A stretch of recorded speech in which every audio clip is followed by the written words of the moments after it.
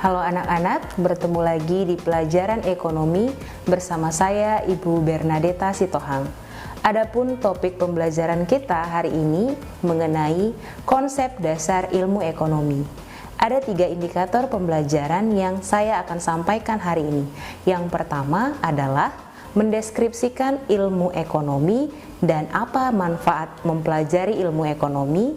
Yang kedua, inti masalah ekonomi atau kelangkaan atau disebut juga sebagai scarcity, dan yang ketiga adalah bagaimana cara menentukan pilihan yang tepat.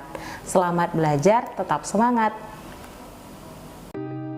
Seandainya ada uang 500 juta yang kalian terima, apa yang bakal kalian lakukan? Apakah beli mobil baru, jadi modal bikin usaha, atau ditabung terlebih dahulu? Tentu jawabannya macam-macam, tapi apapun pertimbangannya pasti sudah dipikirkan matang-matang. Dan itulah pertanyaan-pertanyaan yang ada di ilmu satu ini. Tapi meskipun erat hubungannya, ilmu ini nggak hanya membahas tentang uang, tapi lebih besar dari itu. Kita akan belajar ilmu yang sebenarnya ngajarin kita untuk bikin keputusan terbaik dari berbagai pilihan yang ada. Jadi, mari siapkan dirimu untuk belajar ilmu yang sebenarnya udah ada sejak manusia membangun peradaban. Sebuah ilmu yang akhirnya mempengaruhi dunia dari sejarah, budaya, bahkan politik. Ini dia ekonomi. Secara etimologi atau berdasarkan asal-usul kata, kata ekonomi berasal dari bahasa Yunani, yaitu oikonomia, yang berarti manajemen rumah tangga. Kata oikonomia berasal dari kata oikos dan nomos. Oikos berarti keluarga atau rumah tangga, dan nomos berarti aturan. Maka oikonomia dapat diartikan sebagai aturan atau manajemen rumah tangga yang baik. Rumah tangga yang dimaksud adalah rumah tangga keluarga, rumah tangga produsen, rumah tangga negara, ataupun rumah tangga apapun untuk dapat mengatur bagaimana kebutuhannya dapat tercukupi demi mencapai kemakmuran. Maka, dapat kita simpulkan bahwa ilmu ekonomi adalah ilmu yang mempelajari bagaimana cara-cara manusia untuk dapat memenuhi kebutuhannya yang tidak terbatas, sementara alat pemuasnya terbatas demi mencapai kemakmuran. Setelah dapat menyimpulkan apa itu ilmu ekonomi, maka kita dapat menarik kesimpulan apa kegunaan kita mempelajari ilmu ekonomi. Ada banyak kegunaannya, di antaranya yang pertama, dapat mengajarkan kita untuk berpikir mengambil keputusan yang terbaik di dalam memenuhi kebutuhan kita. Misalnya, kita akan membelanjakan uang yang kita miliki atau malah menabungnya. Yang kedua, ilmu ekonomi dapat mengajarkan kita untuk dapat memahami masyarakat dengan lebih baik. Misalnya, mengapa pemerintah memutuskan menggunakan pendapatan negara untuk membangun jembatan atau jalan tol. Mengapa suatu perusahaan memproduksi alat transportasi, mengapa orang tua meminjam uang untuk melanjutkan sekolahku, dan lain-lain. Yang ketiga, ilmu ekonomi dapat mengajarkan kita bagaimana memahami persoalan-persoalan global yang terjadi di seluruh dunia. Contohnya, ketika terjadi perang di Irak dan serangan di Venezuela pada tahun 2003, maka membuat pasar minyak dunia mengalami gejolak yang berdampak pada naiknya biaya energi di seluruh dunia, mungkin akan mengakibatkan kenaikan harga bahan bakar juga di Indonesia.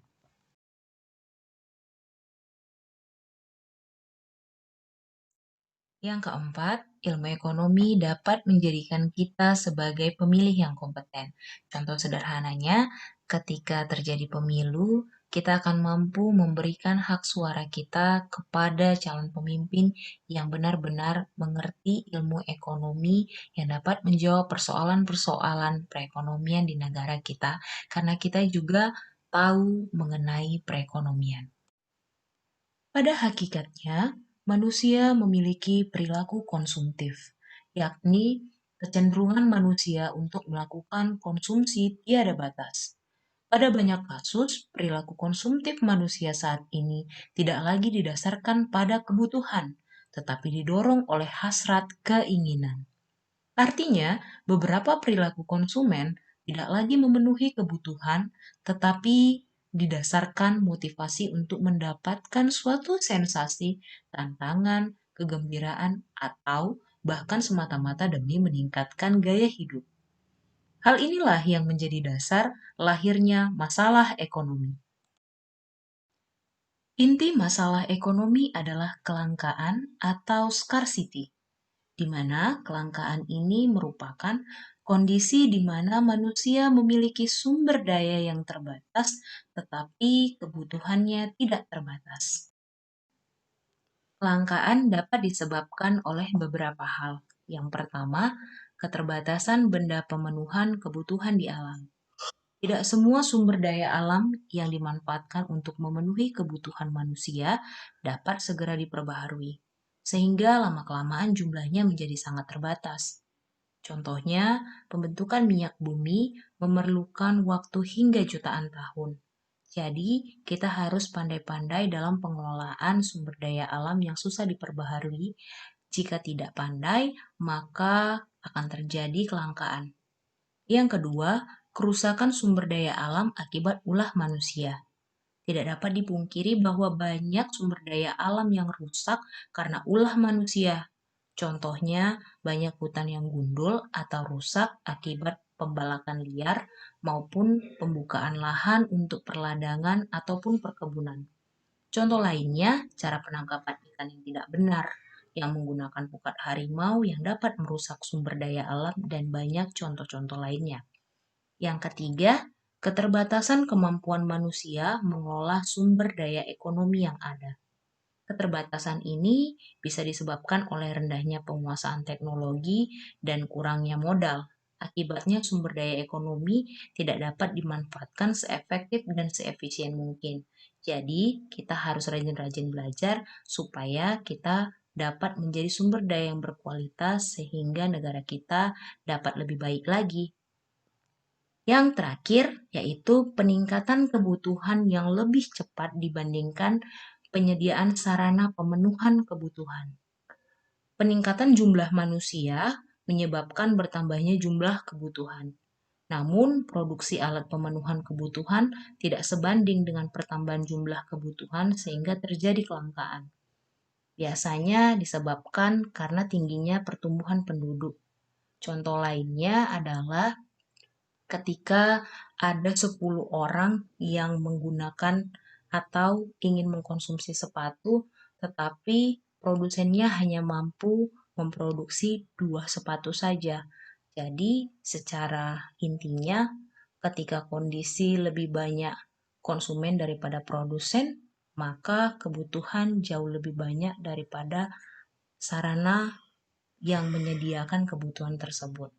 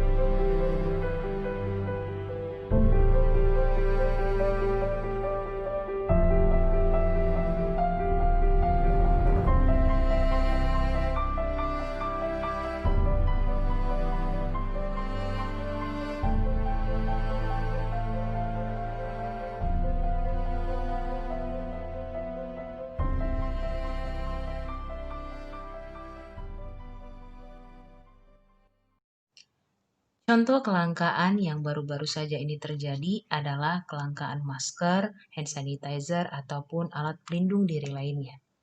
Bukan hanya di Indonesia saja, tetapi di beberapa negara lainnya di seluruh dunia mengalami fenomena kelangkaan tersebut. Di awal masa pandemi COVID-19, beberapa bulan yang lalu, kita dihadapkan masalah kelangkaan masker dan ADP lainnya ini dan meresahkan berbagai lapisan masyarakat. Nah, setelah mendengarkan penjelasan mengenai kelangkaan, tentunya kamu sudah dapat menganalisis apa penyebab dan apa akibat dari kelangkaan masker ini, bukan? Jika kamu sudah bisa menjelaskannya dan menganalisisnya, maka materi kelangkaan yang baru saja kamu dengarkan dapat kamu terima dengan baik. Agar kita terhindar dari masalah ekonomi, maka langkah paling sederhana yang dapat kita lakukan adalah kita harus mampu menentukan pilihan yang tepat. Pilihan ekonomi yang tepat adalah keputusan yang terbaik yang telah kita pertimbangkan secara matang dari berbagai aspek. Sederhananya, apa yang harus kita pertimbangkan adalah kita harus memprioritaskan atau mendahulukan memenuhi kebutuhan kita daripada keinginan. Mendahulukan kebutuhan daripada keinginan. Dalam menentukan pilihan yang tepat untuk melaksanakan suatu kegiatan ekonomi, ada beberapa hal yang perlu kita lakukan. Yang pertama, analisis biaya peluang. Kedua, analisis biaya manfaat. Ketiga, mengidentifikasi faktor pendorong kegiatan ekonomi. Keempat, menyadari trade-off. Dan kelima, berpegang pada prinsip ekonomi. Biaya peluang artinya adalah segala biaya yang kita korbankan karena kita memilih suatu tindakan daripada memilih alternatif tindakan yang lain. Contohnya adalah ketika kita dihadapkan pilihan kuliah dengan bekerja. Secara manusiawi pasti kita akan memilih bekerja karena mendapatkan uang.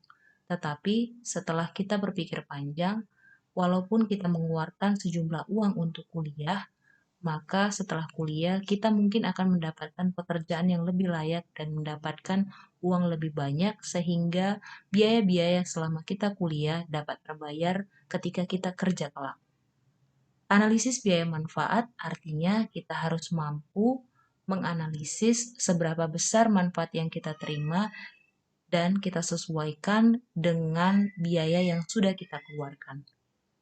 Lalu, faktor pendorong kegiatan ekonomi. Faktor pendorong kegiatan ekonomi yang dimaksud adalah motif kita melakukan kegiatan ekonomi.